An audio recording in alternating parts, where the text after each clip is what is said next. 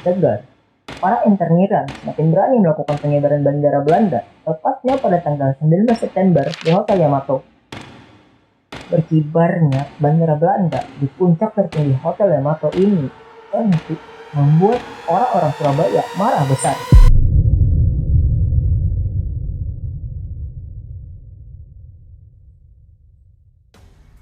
Setelah dijatuhkannya bom nuklir oleh Amerika ke kota Hiroshima pada tanggal 6 Agustus 1945,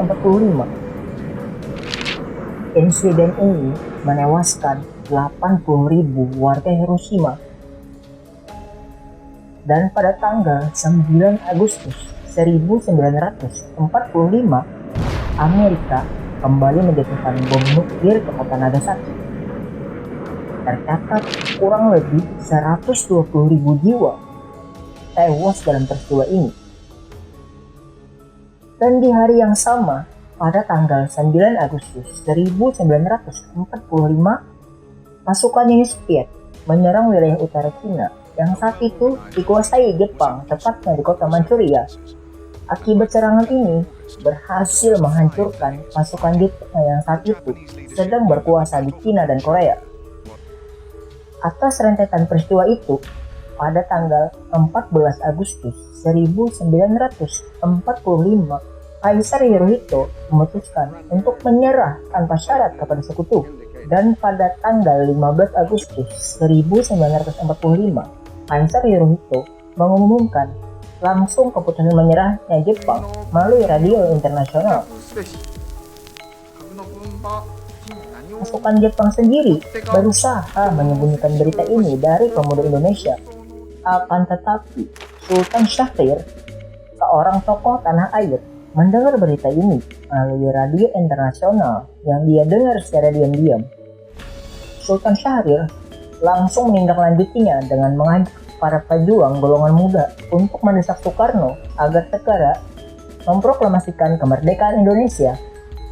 Dan langsung di tanggal 15 Agustus 1945, golongan muda mengadakan rapat yang dipimpin Khairul Saleh di Pegangsaan Timur, Jakarta.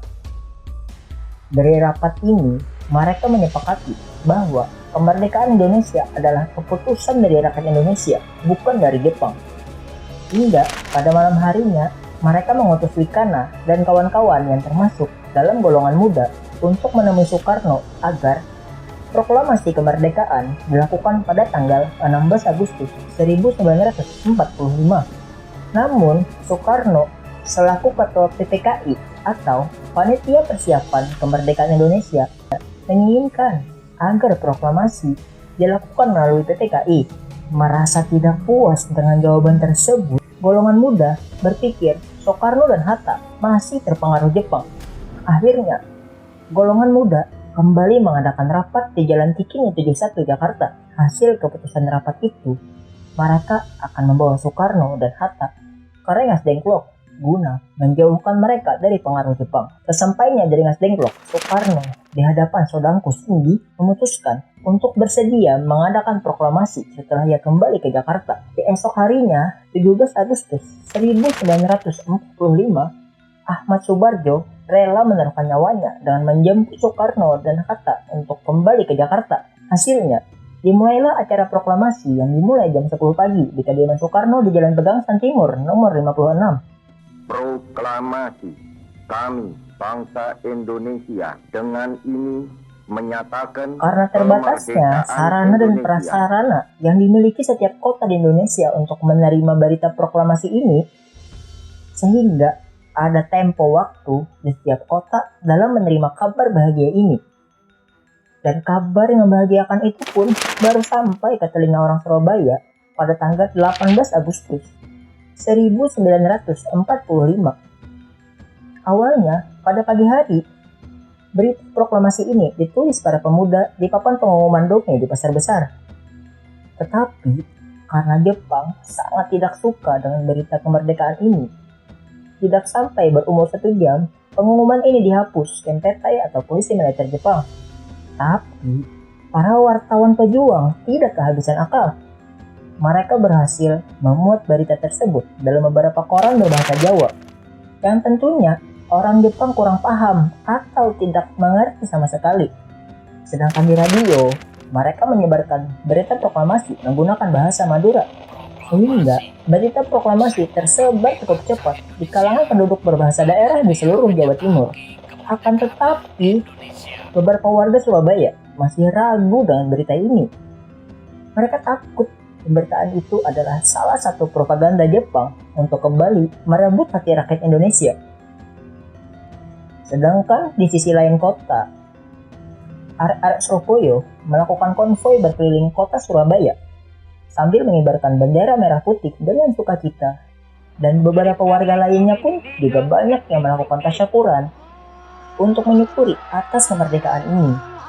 Dan seluruh ketua RT menyuruh seluruh warganya untuk mengibarkan bendera merah putih di depan rumah masing-masing.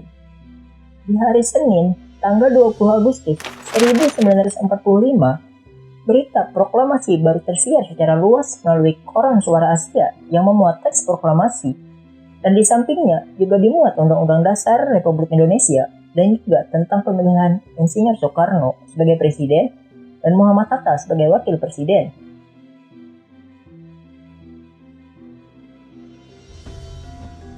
Mendengar berita kemerdekaan ini, organisasi yang dibentuk Jepang segera membubarkan diri dan menyusun sebuah benteng yang kuat untuk membela negara yang baru saja dibentuk.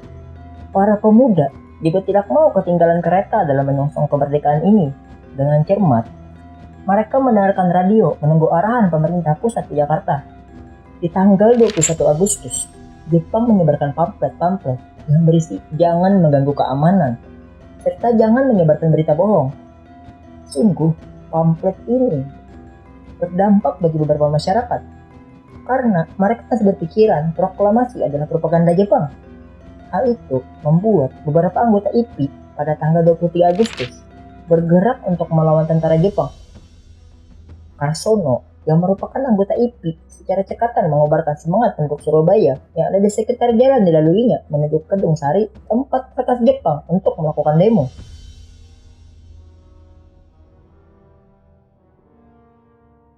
Sesampainya di Kedung Sari, telah berkumpul ratusan massa yang mendesak agar Jepang meminta maaf kepada masyarakat Surabaya dan mencabut tiap-tiap pamflet yang telah disebarkan. Tentu, pihak Jepang menolak tuntutan itu. Bahkan, tidak hanya menolak, pihak Jepang juga melakukan tindakan kekerasan kepada para demonstran yang berkumpul di sana. Orang-orang Surabaya pun juga melakukan perlawanan balik dengan cara memukul kembali dengan balokan kayu. Mendapat perlawanan seperti ini, tentara Jepang malah menggunakan takeari untuk memberikan perlawanan. Banyak korban luka di pihak arek Surabaya.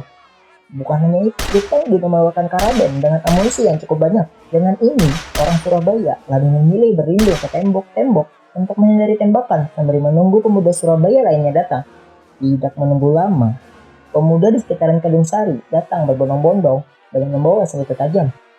Serangan kembali dilakukan dengan gagah berani. Pemuda Surabaya maju tanpa takut mati. Setiap pemuda yang di depannya terluka, segera pemuda yang di belakangnya maju untuk menggantikan posisi depan. Sedangkan pemuda lainnya terus berdatangan. Pasukan KNPT Jepang yang awalnya merasa di atas angin memastikan kemenangan, melihat pemuda Surabaya semakin banyak, Jepang lebih memilih untuk menyerah. Dengan kemenangan ini, makin membara jiwa nasionalisme orang Surabaya untuk melawan segala bentuk penindasan negara lain terhadap Indonesia.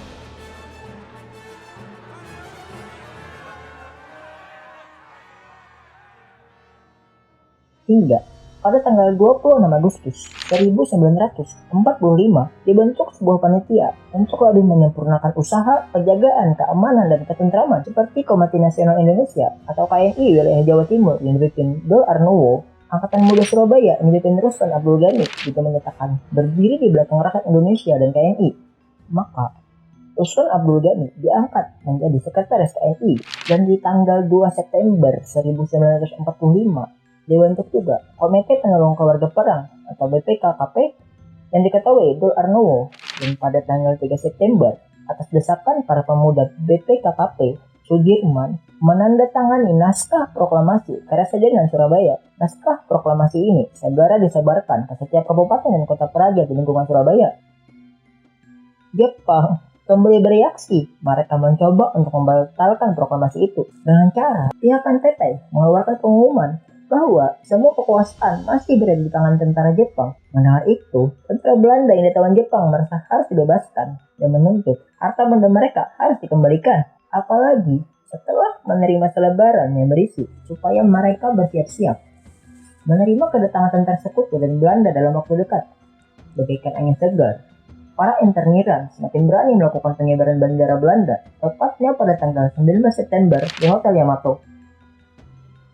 Berkibarnya bendera Belanda di puncak tertinggi Hotel Yamato ini tentu membuat orang-orang Surabaya marah besar. Terkumpullah ratusan orang Surabaya di depan Hotel Yamato dan nampak di atas hotel orang-orang Belanda berdiri sembari mengejek orang-orang Surabaya di bawah. Akhirnya, beberapa pemuda yang mewakili komunitas masing-masing berkoordinasi untuk melakukan suatu tindakan agar orang Belanda di Hotel Yamato tidak memiliki akses terhubung keluar. Eros Wadi yang mewakili BKR Kota dan Karsono yang mewakili pemuda Sidopo mendapatkan tugas untuk memutus kabel telepon Hotel Yamato yang terletak di dekat hotel. Hal itu sangat menjelaskan karena masa yang begitu banyak, orang Belanda tak akan begitu jelas melihat siapa yang memotong kabelnya. Setelah selesai, mereka kembali berkumpul sembari berteriak. Bahkan banyak yang berbondong-bondong berusaha masuk ke dalam hotel. Di tengah keriuhan dan kemarahan warga, mereka tentekai membantu tentara Jepang yang menghalau para pemuda agar tidak bisa masuk ke dalam hotel. Syukurnya, di tengah gelombang pecah ini, datang dari Jerman memiliki kedudukan sebagai Fukushima Kebunsikar yang masih diakui kekuasaannya oleh pihak Jepang. Kedatangan si Jerman ini menjadi angin segar bagi orang-orang Surabaya dan pahlawan Senpetai langsung melakukan hormat bagaimana lazimnya tradisi Jepang. Masuklah si Jerman dikawal ketat oleh Haryono dan Sidik untuk melakukan perundingan, sedangkan dari pihak Belanda diwakili oleh Mr. Plokman. Dalam diplomasi ini, Belanda menolak menurunkan bendera Belanda. Malah, mereka menyerang pihak Indonesia dengan mengeluarkan pistol. Sebagai pengawal, langsung Red mengeluarkan senjatanya dan menembakkan ke Mr. Plokman hingga tewas. Beberapa lama, hidup di sini juga terbunuh oleh pasukan Belanda dan Sudirman bersama Haryono berhasil kabur keluar hotel dan langsung disambut orang Surabaya. Mengetahui perundingan berjalan buntu, beberapa orang Surabaya masuk ke dalam hotel untuk melawan pasukan. Dan beberapa orang yang lain bertekad untuk naik ke Hotel Yamato dan merobek warna biru di bendera Belanda dan memisahkan warna merah putih tetap berkibar. Akibat insiden berdarah ini, rakyat berpikir bahwa akan terjadi pertempuran yang lebih besar ketika sekutu datang. Menyikapi hal itu, untuk memperkuat persenjataan, satu-satunya cara adalah merebut dari tentara Jepang. Mereka pun melakukan rapat raksasa 2 di Tambak Sari untuk melakukan persiapan penyerangan. Akhirnya, pemuda Surabaya berinisiatif untuk menyerang Gadung dan Bosco karena di sana menyimpan banyak sekali persenjataan Jepang. Lalu menyerbu markas polisi istimewa karena sebelum polisi Jepang melengkapi senjata milik polisi Indonesia, lebih baik mereka yang lebih dulu meluncurkan senjata milik polisi istimewa Jepang. Mereka juga ingin menyerang markas Senpetai karena di sana merupakan markas polisi khusus Jepang dan banyak punya berkapasitas senjata ringan. Lalu menyerang ke Dongchok yang berada di pesisir pantai karena di sana tempat menyimpan meriam-meriam. Lalu menyerang ke Gunung Sari karena di sana adalah tempat pemusatan kekuatan militer Jepang. Lalu menyerang kompleks Tefes karena di sana tempat menyimpan kendaraan berlapis baja dan juga tank. Dan terakhir menyerang markas Kaigun karena di sanalah tempat seluruh persenjataan angkatan laut Jepang lengkap dengan kapalnya.